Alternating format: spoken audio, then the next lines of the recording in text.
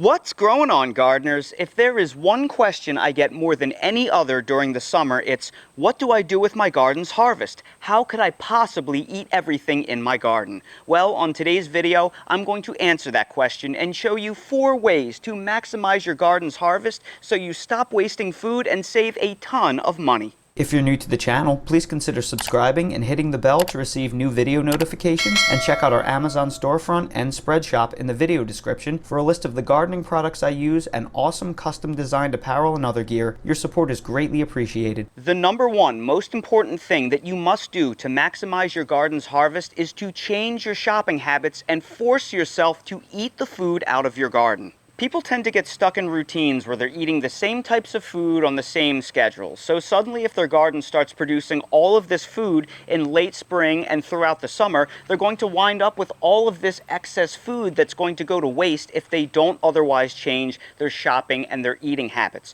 So it is very important that when your garden starts producing like this, you change how you eat and you change how you shop. It comes as a shock to most people when I tell them that I eat almost all of the food that my garden produces. They tell me they have a garden, a small fraction of mine, that doesn't produce nearly as much food, yet most of their food goes to waste. Well, that is because I'm very deliberate about my shopping habits. I pretty much only buy meat, eggs, and dairy anymore. I buy very little to no produce, and I force myself to eat the abundance of my garden. And when it comes down to it, if everything that you eat is right out of your garden, sans eggs, meat, and dairy, you will be surprised how much a family of 2 or 4 can go through in a little amount of time. If you're going through all of the time and effort to grow your own garden and you're shopping the same way in July that you do in January, you are not only wasting your garden's harvest, but you are certainly wasting tons of money.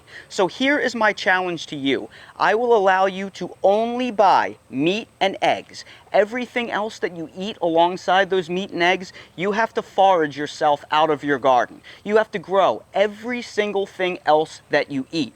If you actually do this challenge, you will be stunned how much food you can buzzsaw through in no time flat. You will also be stunned how much heavier your wallet will be at the end of the month. You have no idea the amount of money that you're throwing away if you are not maximizing your garden's harvest. You can save literally hundreds of dollars a month, thousands of dollars a year if you force yourself to eat your garden. And the benefits don't end there. You will also learn to become a seasonal eater, which has tremendous health benefits. Grocery store culture has us eating all sorts of things throughout the year that we otherwise shouldn't because they are not in season. They have us eating tomatoes in the middle of winter and citrus in the middle of summer. Well, that is out of season, and as a result, we're eating low quality, tasteless foods, and we're craving things that we shouldn't crave at weird times. If you force yourself to be a seasonal eater, you can get your cravings under control because you'll be craving healthy food that is actually being produced right now instead of stuff like processed foods that we otherwise shouldn't be consuming. And another benefit is our food is going to start tasting a whole lot better because we're going to stop eating things that have been shipped from the other side of the world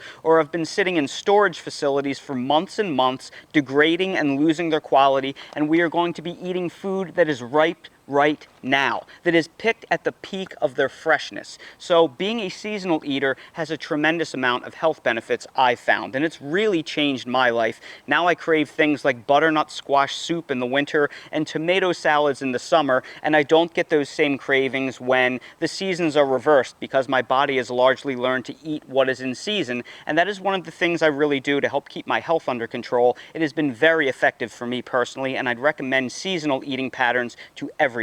Tip number 2 to maximize your garden's harvest is to learn how to preserve and store your food. And there are many different ways that you can do this. For acidic fruits and vegetables, one of the best ways to do it is the canning mason jar preservation method, where you buy the glass mason jars and you process them in a water bath. This works exceptionally well with acidic foods like tomato puree, tomato-based salsas, pickles that use vinegar, acidic foods like jams and jellies. All of these things can store for a year or longer when you use the proper mason jar canning method. If you have an extensive garden, it's only a matter of time until some plants produce so much at once you have leftovers that you're just not going to know what to do with. For example, we just had Tropical Storm Debbie come through the area and drop 16 inches of rain. So what I did was, right before the storm, I went out and I harvested a ton of different figs as well as some hot peppers off of my plants, and I made my own fig hot pepper jam, and it is absolutely delicious.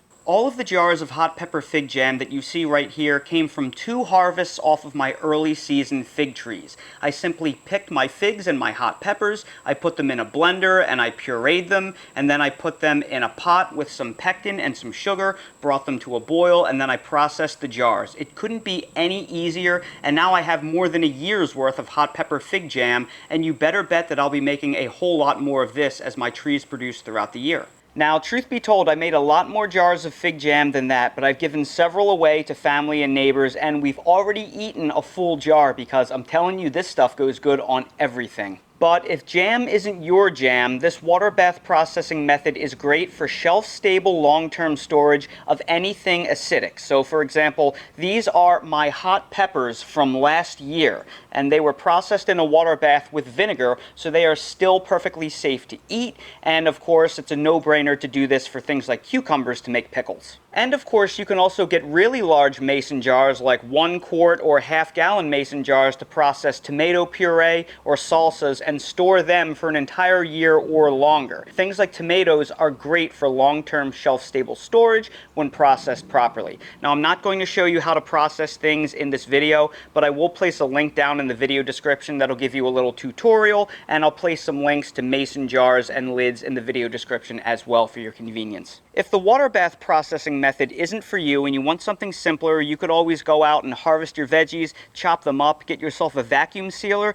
and seal them and then store them in the freezer for long-term storage. Or you could make a quick pickle or a quick jam and jelly on the stove and then keep them in the refrigerator where they'll keep for a couple of weeks. But hey, if you're the really ambitious type, what's to stop you from harvesting all your fruits and veggies, making pickles and jams, shelf-stable processing them, and then selling them online as some sort of artisan jam, jelly, or pickle for 10 bucks a pop? You can make 10 to 20 of these every single weekend, and you can sell and make an additional $100 to $200 every single week. If that's something that you're interested in, it can be a nice little side gig. So get that garden working for you. It can be a source of income. Which brings me to tip number 3. Feed others with your excess harvest. Now, the simple way is to just find friends, family, neighbors, and coworkers and literally just give them away the extras. Believe me, a lot of people appreciate the free in-season produce picked at the peak of ripeness. Let me tell you, I do give my friends, family, and neighbors some of my excess harvest when I get so much coming in at once that I can't really do anything with the excess and I don't have time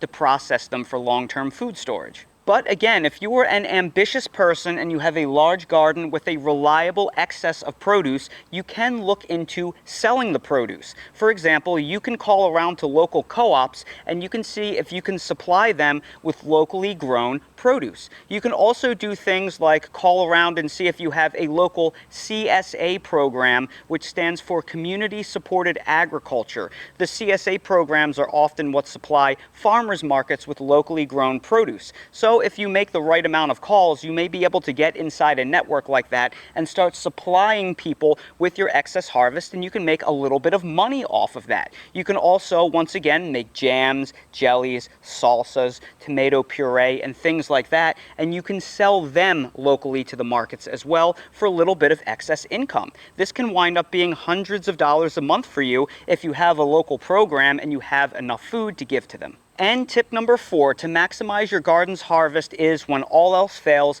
compost the losses. I'm talking specifically your dead plants, your fallen fruits, and losses from insect pests and excessive rainfall. Now, one thing worth noting is you do not want to cold compost any diseased plants or any fruits that may be infested with insect pest eggs. So, for example, we just got 16 inches of rain from Tropical Storm Debbie, and I have lost hundreds of figs. You can see these just rotting right here. I do not want to cold compost them because if I were to just throw them into a compost pile, chances are they are chock full of thousands of fly eggs, and then they will hatch in the compost pile and I'll basically be breeding them. You also wouldn't want to do this with any, say, tomatoes or cucumbers or anything disease prone that is infested with leaf spot or blight or things like that, because if you let that fester inside your compost and it does not sit long enough to inactivate those diseases, you could spread it throughout your garden. But I do save all of my leftover prunings from healthy plants, as well as things like plant skins and excess kitchen scraps, and I compost them. A lot of the prunings I chop and drop right around my trees, and for the excess kitchen scraps, I use this composting trash can that I showed you how to build about 1.5 years ago. You can see this composter is full of old food scraps, grass clippings, chunks of old plants that I chopped up, and the worms are just going to town on the organic matter, breaking it down for me. At the end of the day, the goal is for as little to go to waste as possible. Almost everything we use has some type of function in the garden. And if you're interested in making a cold composter like this, I'll make sure to drop a link in the video description. It'll only cost you about 20 bucks to make this. This has been one of my best investments in my garden, and now it's time to turn it. Now I'm going to show you a typical meal that we eat pretty much every single night that makes maximum use of my vegetable garden. Pretty much every single meal that we eat every night begins with a seasonal salad, and everything that you see right here is from my vegetable garden that I just picked, right down to this 1/2 clove of garlic. This is the Musak garlic that I harvested earlier in the year that I will use to make my salad dressing. So this time of year, it's way too hot to grow lettuces and almost all greens. So our green vegetables this time of year are fresh basil from the garden. I also have some fresh purple basil mixed in. And then I have a poorly developed red onion that I just harvested,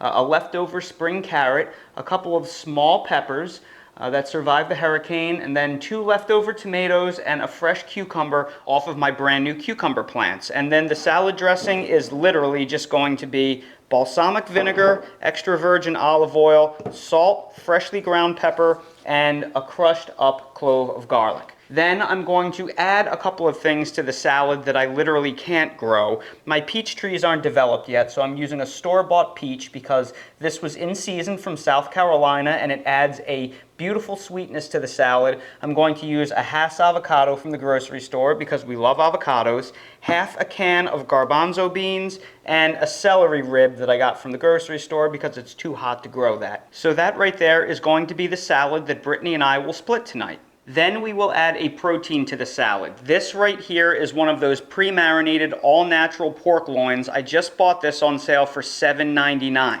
So this is going to be the meat on top of the salad.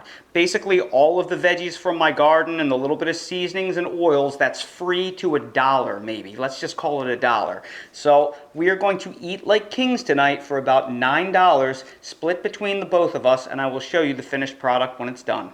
And this right here is the finished product. This is the salad from my garden, and this is the pork loin that I bought on top. We also have a slice of sprouted grain bread on both sides, and this is what we eat the overwhelming majority of nights that we have for dinner. I know it may seem boring, but I'm telling you right now, when you eat like this often, this is one of our absolute favorite meals. Britt, isn't this one of our absolute favorite meals? Absolutely. Dale thinks so too. Well.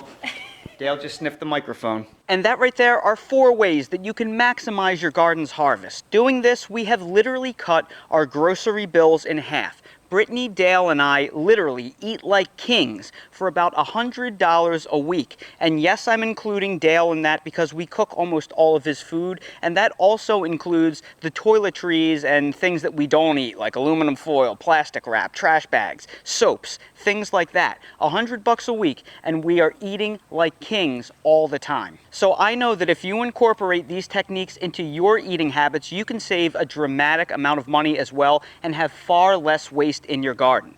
But there's more. Saving $50 a week on your groceries is one thing. What is the true cost of eating fresh out of your garden every single week? How much healthier will you become? How much will your blood pressure drop? How much weight will you lose? This is literally how we stay healthy. It has made us so healthy and so much stronger. There is nothing better than eating seasonally out of your garden for your long-term health and longevity. So everybody, I sure hope you found this video helpful. helpful. If you did, please make sure to hit that like button, subscribe to the channel, and please ring that notification bell so you're notified when I release more videos like these. If you're curious about any of the products that I featured in this video, I will place direct links down in the video description to all of them for everything I use in real life. Check out my Amazon storefront link in the video description, and while you're down there, check out my Spreadshop link for custom merch if you want to support the channel. Thank you all so much for watching, and I hope to see all of you again on the next video.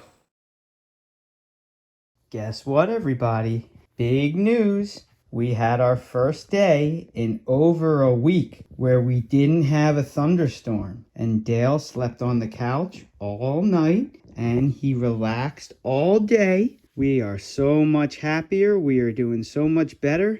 And he's already Okay, Dale. He wants me to scratch his paw. Jeez, Dale, you're so demanding. Well, Dale is in a much better place. He's feeling so much better now that all the BAD storms are gone. And guess what, Dale? We're going to go a whole 6 days maybe without thunderstorms. Isn't that good? All right, I'll scratch your paw.